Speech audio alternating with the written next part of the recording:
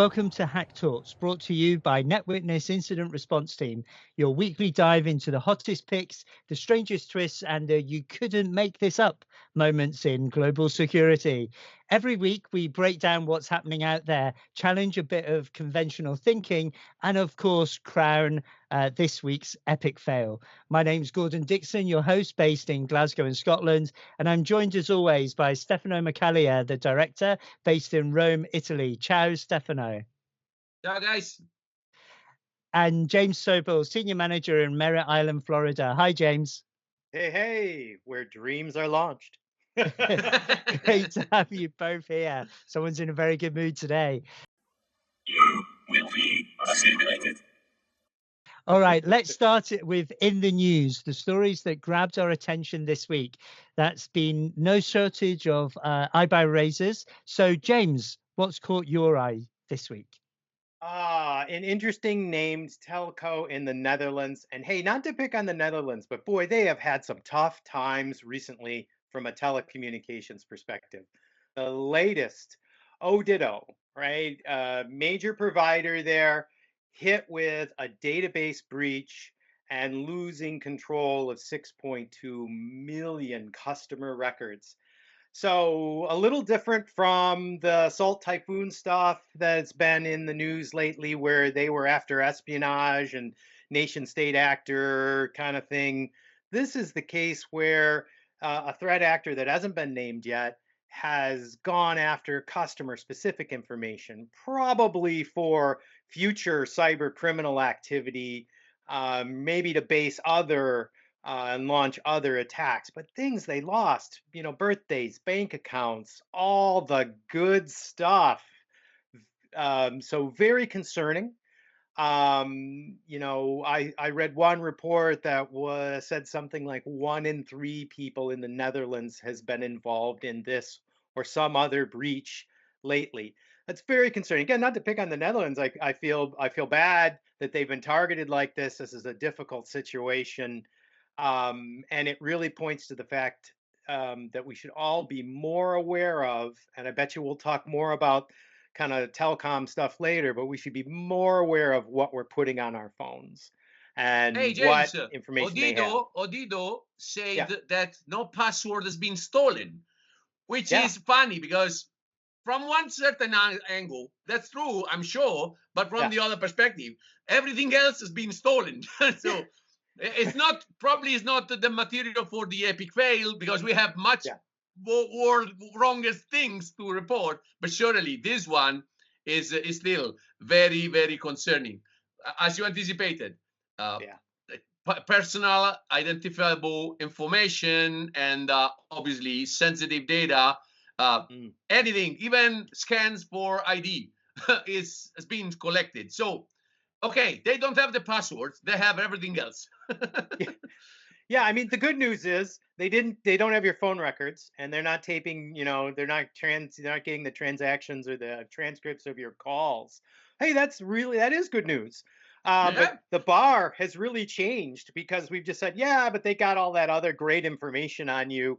Like when you go get a mortgage or you go get you go to buy a hot car or anything else, right? I mean, well, that's concerning. By the way, our friends in Netherlands nowadays are really having a bad time. There is also the other situation that showed up connected with the recent exploitation technique in Ivanti that still targeted a number of institutions in Netherlands, not just in Netherlands for sure, but again, this brought additional, let's say, pressure upon the Netherlands authorities, I'm sure. And obviously, we are not complaining about that. I mean, not for the Netherlands authorities, but surely this is a bad moment in time for the Netherlands operators there, for sure. A lot of pizza in the evening, I think. Well, it sounds like the Netherlands aren't the only telecom areas that have been having some difficulties. Stefano, you've got another example? Yeah. Our friends in Singapore, hey Wayne, how are you doing? Well, they guys went publishing recently a report reporting that a specific threat actor from the China cyberspace for espionage mostly targeted the telcos in Singapore, and obviously the impact of that was significant. But surely also the CSA guys, the CERT in Singapore, went able to block, let's say, the major disaster beforehand, and you know. It seems like the report is pretty significant in terms of sophistication of the attack, the wide area targeted in terms of different operators all at once, which is obviously a well-structured attack for sure. And, they went having a lot to fight against. James, it's definitely an interesting reading. I don't want to anticipate much, but it's surely also, let's say, a recommended, IR activity to review from the news. Well, yeah, and it sounds like these aren't a one-to-one kind of thing, but it does sound like a bit of better news out of the Singapore situation is that unlike the unfortunate case in the Netherlands, the Singapore team has brought some items and capabilities to bear that has allowed them to equal the odds a little bit. They're fighting back. They found a way to fight back. They're having some success. Yeah, UNC 3886 is basically the actor behind this, based on the traditional nomenclatures we use. And they targeted through a significant effort a number of ISPs, but more importantly, they do not focus on one single strategy to overcome the defenses into these, let's say, providers. They try to sneak through different shape, different flavors, different techniques. So all of a sudden, let's say after they started in 2022 based on the records, and the attack unfolded more recently, but surely they spend a lot of time and a lot of persistency to try to sneak between the different environments. And obviously, once they went detected and retrospectively investigated, it seems that they use very significant efforts and very significant techniques to overcome the protections in different providers. So that is really remarkable. And again, it's a very interesting reading. Yeah, that sounds. It really does kind of get down into a more technical aspect, but some good news there, that our friends in Singapore were able to understand that attack and be able to take some measures against it. Yeah, they were also helped by some federate friends over there. We don't name that, but surely it was effective. They told us. It's good to have friends. Yeah, good to have friends, especially when they fly. Friends with cyber benefits. Yes. Good stuff. Fantastic. I think there are some really great, interesting topics there, and it's important for organizations to realize you're not just protecting the data and information that puts yourself at risk or your customers at risk, but you are also protecting information which can be used beyond your own infrastructure, your own organization. So you have a responsibility to everyone to ensure, like we've just heard, to protect what you hold of your customers' data. 100%. So thank you for that. Resistance is futile. Now on to the moment of truth, this week's epic fail. This is where we look at a cyber blunder, a slip up, or a downright questionable decision, and we rate it on our epic fail scale from 0 to 10. 0 is basically a rounding error, mostly harmless, and 10 is the full, what the FIM were you thinking? And so let's break down today's contender. And James, what do you have for this week's epic fail? Many organizations gain expertise in the areas of business, and then there was a trend a few years ago where those organizations kind of collapsed and provided those services out. This is the story of one of those organizations called Conduent. And what they did was provide these transactional services for their customers. And all the ones in the news are all over North America here. Volvo North America, the state of Texas, a number of healthcare organizations. They're into everything. So that's a great business model. Unfortunately, they were breached, and they announced that happening. It was about 10 million records or individuals impacted by that breach, and that was bad. And they sent out all the notices, and everyone was dealing with it. Well, it appears they may have fallen, and here's the fail, they may have fallen prey to that rush to recovery without really fully understanding the full nature of the breach.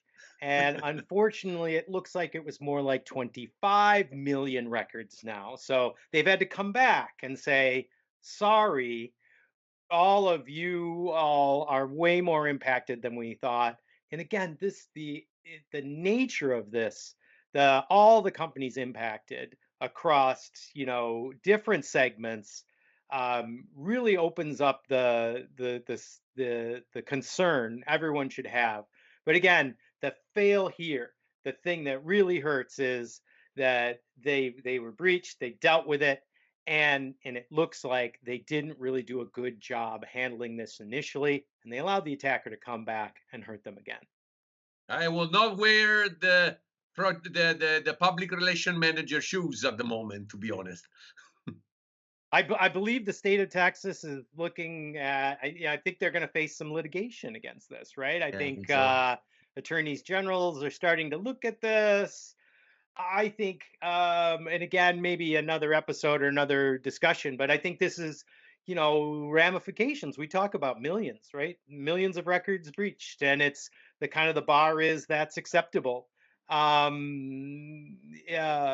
technology and the capabilities to change that scenario are difficult, have been difficult to implement and deploy and be consistent with. Maybe it's time for more, for other factors, and maybe some of that is, legal, government, maybe some room for those things to change as well.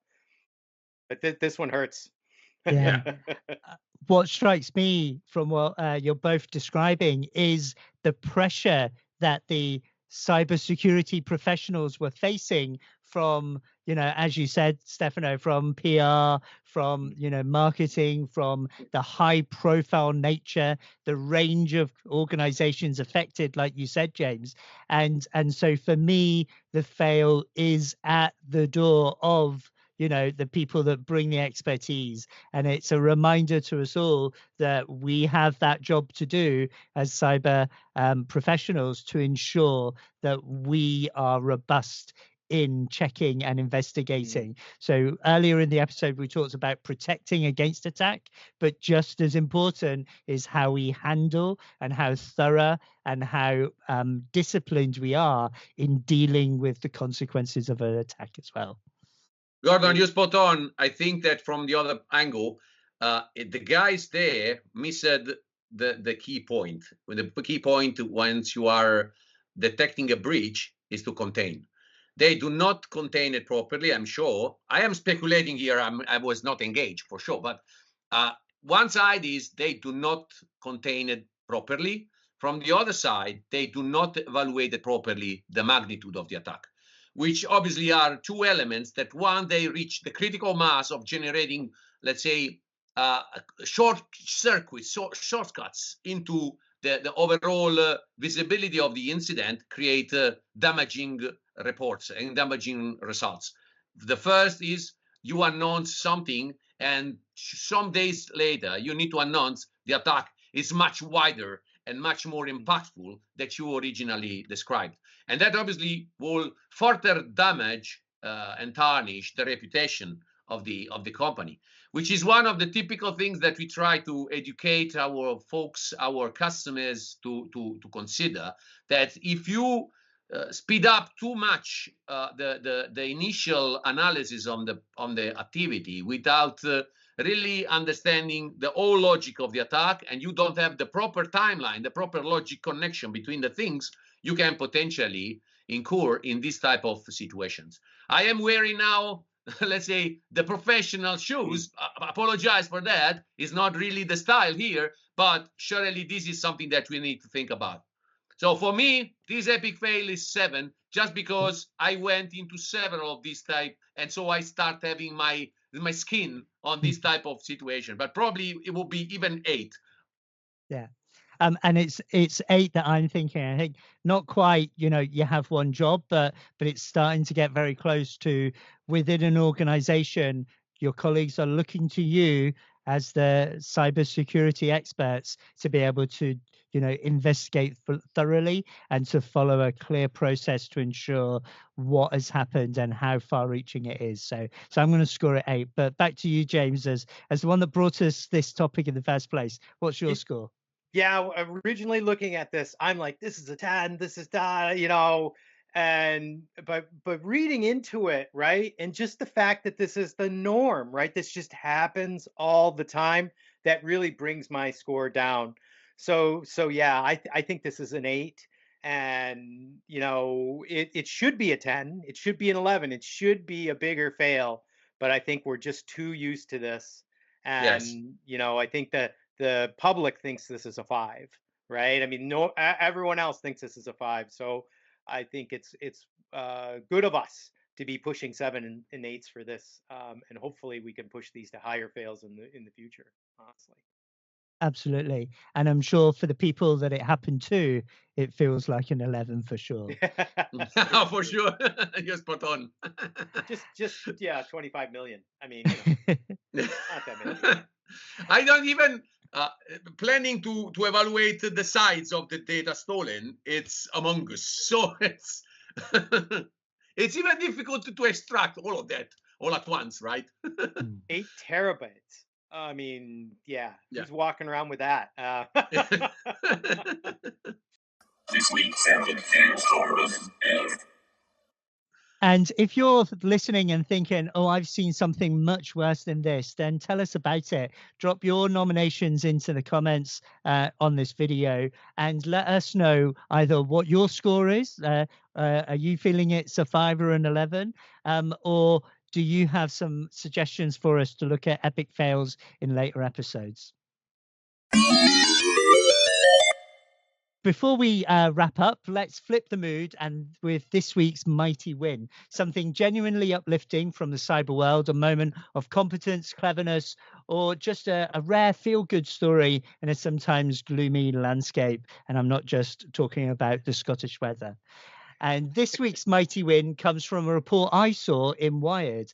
So the Apple lockdown mode ended up being a real world, it worked moment for a US based journalist. So Wired reported that in a US court case where the lockdown mode helped keep out federal agents from a Washington Post reporter's mobile phone.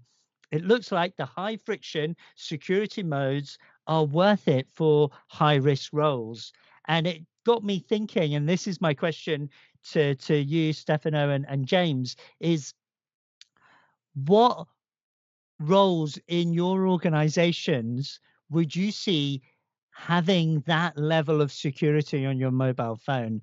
So we're not all intrepid journalists and reporters looking at cutting edge stories, but when might we need that same level of high security? And well done for, in this case, the Apple phone having that option to be able to be switched on and protect that particular person's information from not just someone stealing your phone in the high street, but also well-resourced government agencies who have every means possible to extract information from your personal devices. So what do you think of that? Well, Gordon, I think first is definitely whoever is managing data from third parties, that is very important and should be secured as much as possible.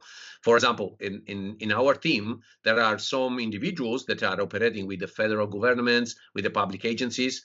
And obviously, from that perspective, having, let's say, a potential lockdown to any access from a situation that is going beyond the willingness of the specific analyst, a specific individual, is surely important to have this level of protection to avoid any potential problem. We tend normally not to store this type of data into our mobile phones for sure, but there are situations where you need to record a token for accessing a VPN, even on the fly for a few days. And this VPN is for federal agencies or stuff like that. So I don't want to bring some ideas to our malicious actor listening to this, but surely these guys are better to be protected as much as possible. Other than, again, I think the most significant and publicly exposed people, like the journalists, should be surely protected. I know, based on some, let's say, news back in some months ago, that some journalists, even in Italy, went attempted to be spied by government of any sort.